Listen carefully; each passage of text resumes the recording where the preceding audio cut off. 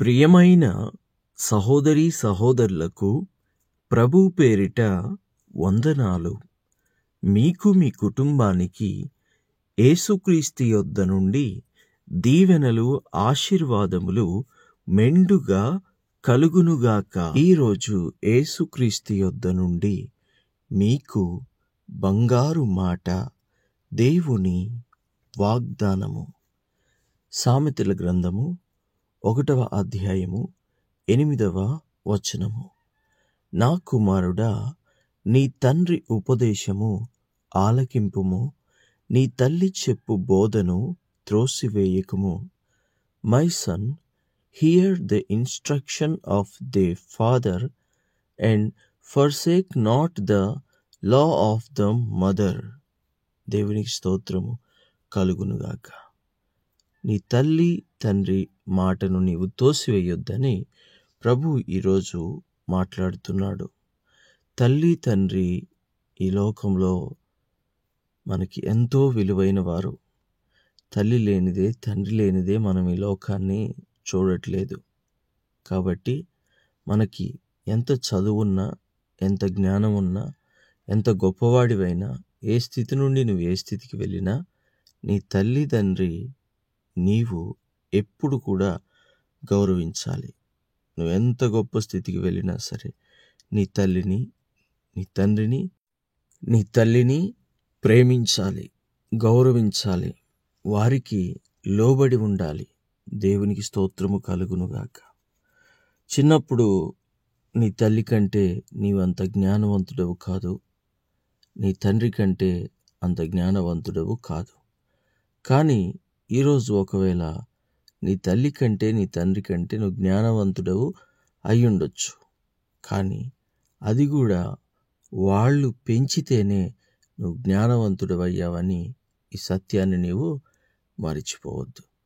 చిన్నప్పుడు మనకి తల్లిదండ్రులు చేసే సేవ అంతా ఇంత కాదు. అది ఒకవేళ తల్లిదండ్రులుగా మీరు మారి ఉన్నట్లయితే ఇప్పుడు మీకు ఎంతో కొంత అర్థమవుతుంది. ఒక తండ్రి తన కుమారుణ్ణి చదివించుకోవడం కోసం ఎంత కష్టపడతాడో, ఒక తల్లి తన కుమారుణ్ణి చదివించుకోవడం కోసం ఎంత కష్టపడుతుందో, ఎంత ఓర్పుగా, ఎంత సహనంగా, మరి ఆహారం పెట్టడం కావచ్చు, చూసుకోవడం కావచ్చు, ప్రతి విషయంలో కూడా ఎంత ఓర్పుని కనబరుస్తుందో, ఈ విషయాలను మనము మర్చిపోవద్దు. చిన్నప్పుడు అనేక మార్లు మరి ఎంత అసహ్యంగా మనము పక్క తడిపినా, బట్టలు పాడు చేసినా, ఏం చేసినా ఓర్పుతో, సహనంతో, చిరునవ్వుతోనే అన్నీ చేసుకుంటూ మరి ఈ స్థితి దాకా తీసుకొచ్చిన తల్లిని, తండ్రిని ఎట్టి పరిస్థితుల్లో కూడా వారి వృద్ధాప్యమందు మీరు వారిని మరువకూడదు. తన తల్లిదండ్రులను సన్మానించు వారిని దేవుడు దీర్ఘాయుష్మంతులుగా చేస్తాడు. దేవునికి స్తోత్రము కలుగునుగాక. చాలామందిని మరి చూస్తున్నాము. ఈ లోకంలో చాలామంది గురించి వింటూ ఉన్నాము. పెళ్ళయి కాస్త లైఫ్ సెటిల్ అయ్యి చేతి నిండా డబ్బులు రాగానే తల్లిదండ్రులను విడిచిపెట్టేవారు. భార్య రాగానే తల్లిదండ్రులను విడిచిపెట్టేవారు. కొంచెం బాగా చూసుకునే అత్తామామలు రాగానే తల్లిదండ్రులను విడిచిపెట్టేవాళ్ళు కళ్ళ ముందు మనకు చాలామంది కనబడుతున్నారు. నీ జీవితంలోకి డబ్బులు వచ్చినా, నీ జీవితంలోనికి ఆశీర్వాదం వచ్చినా, నీ జీవితంలోకి భార్య వచ్చినా, నీ జీవితంలోకి మంచి బంధువులు వచ్చినా, ఎవరొచ్చినా తల్లిని తండ్రిని మర్చిపోకూడదు.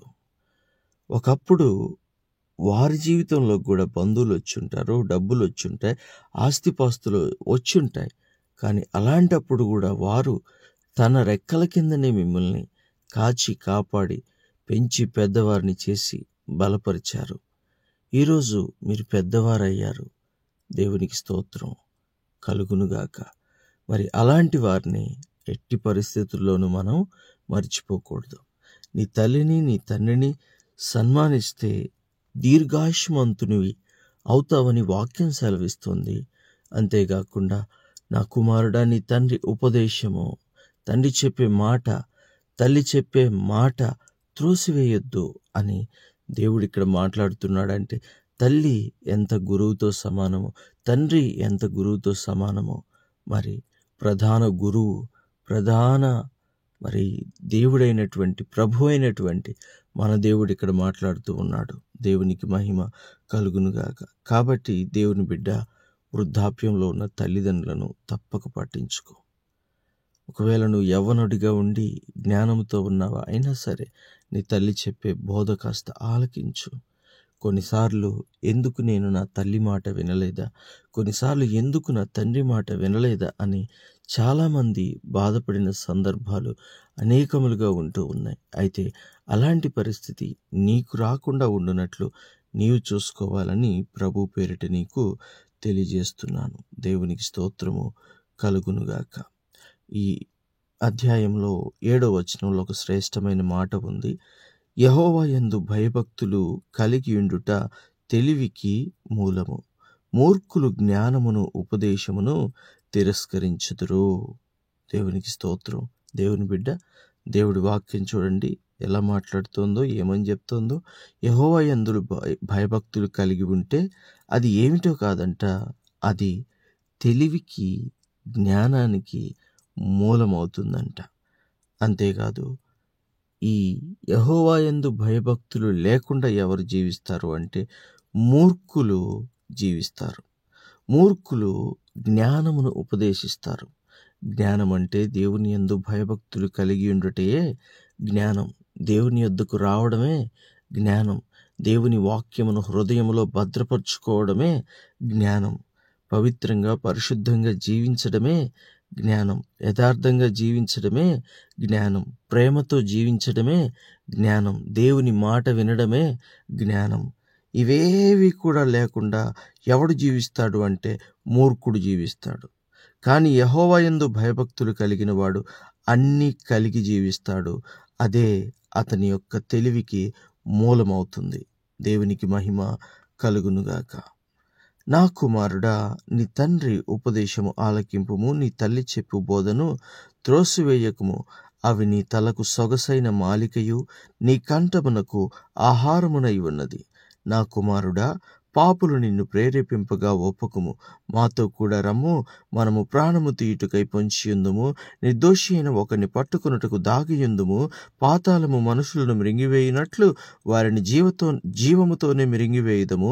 సమాధిలోనికి దిగువారు మింగబడినట్లు వారు పూర్ణ బలముతో నుండగా మనము వారిని మృంగివేయుదము. రమ్మో అని వారు చెప్పునప్పుడు ఒప్పకుము. దేవునికి స్తోత్రం. నిజమే, కొంతమంది ఇలాగే పిలుస్తారు కొందరిని. రా, ఆ పని చేద్దాం, రా ఈ పని చేద్దాం. ఏం పని?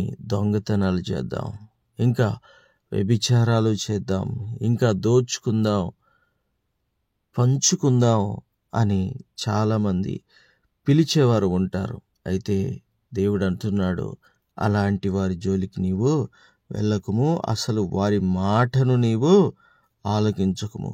మంచి సొత్తులు మనకు దొరుకుతాయి, పంచుకుందాం రా అని వారు పిలుస్తారు. నీవు వారి మాట వినకూడదు, వారితో కూడా ఒప్పందాలు చేసుకోకూడదు. దేవుని బిడ్డ, చెడ్డవారికి నువ్వు ఎంత దూరంగా ఉంటే నీ జీవితం అంత బాగుంటుంది. తల్లిదండ్రులు చెప్పేది ఏమిటి? కొన్నిసార్లు చెడ్డ స్నేహితులతో తిరగొద్దని చెప్తారు, చెడ్డ ప్రవర్తన కలిగిన వారితో తిరగొద్దని చెప్తారు. అదే తండ్రి ఉపదేశము, అదే తల్లి ఉపదేశము మనలో వినేవారు ఎంతమంది? దేవునికి స్తోత్రం. వింటే నువ్వు బాగుపడతావు, వింటే నువ్వు దీవించబడతావు, వింటే నువ్వు ఆశీర్వదించబడతావు. కాబట్టి తల్లి తండ్రి మాట వినండి. దేవుని మాట విన్నదానితో సమానం. దేవునికి మహిమ కలుగునుగాక. చిన్న ప్రార్థన. తండ్రి, మీకు వందనాలు, దేవా స్తోత్రాలు. అయ్యా ప్రభా, ఇంతవరకు తల్లిదండ్రుల మాట వినకుండా ఎవరైనా ఇష్టం వచ్చినట్లుగా జీవిస్తూ ఉంటే వారిని మొదటిగా క్షమించండి, మన్నించండి తండ్రి. అలాగే కుమారుడిగా, కుమార్తెగా ఉన్న ప్రతి ఒక్కరు కూడా తల్లిదండ్రులను ప్రేమించాలి, వారి మాటను గౌరవించాలి, వారికి లోబడి జీవించాలి. అలాంటి మంచి మనసు ఇక్కడ ఉన్న ప్రతి ఒక్కరికి దయచేయండి తండ్రి. నీ కృపలో ఈ చిన్న బిడ్డలుగా ఉన్నవారిని, పెద్ద బిడ్డలుగా ఉన్నవారిని, వివాహమైన వారిని, పెద్దవారిని, తల్లిదండ్రులు కలిగి ఉన్న వారందరినీ కూడా జ్ఞాపకం చేసుకోండి. తల్లిదండ్రులను జ్ఞాపకం చేసుకోండి. ఈ రోజంతా అందరికీ తోడుగా ఉండి ఆశీర్వదించి దీవించుమని యేసయ్య శ్రేష్టమైన నామంలో ప్రార్థించుచున్నాము తండ్రి.